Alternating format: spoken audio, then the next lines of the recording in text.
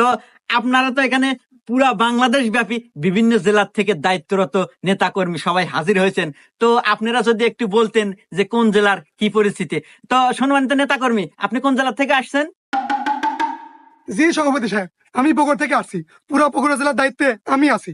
ও আচ্ছা, আপনি বগুড়া জেলা থেকে আসছেন। আচ্ছা, যাই হোক, আপনি যদি একটু বলতেন যে আমাদের এফবিপি পার্টির বগুড়া জেলায় কেমন জনপ্রিয়তা। সভাপতি সাহেব, আপনি জনপতি নিয়ে কোনো টেনশনই করেন না। আমাদের বগুড়া জেলায় শুধু এফবিপি আর এফবিপি, এফবিপি ছাড়া কিছুই বোঝে না। যাই হোক, শুনে মনটা একদম ভরে গেল। আর ঠেকায় কি আমাদের।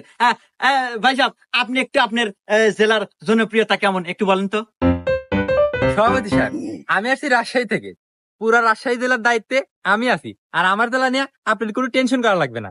আমি অলরেডি আমার এলাকার সকল মা বোনদেরকে ঠিক করে হালাছি, আর কারো দুয়ারে গেলে কেউ ফেরত দেয় না।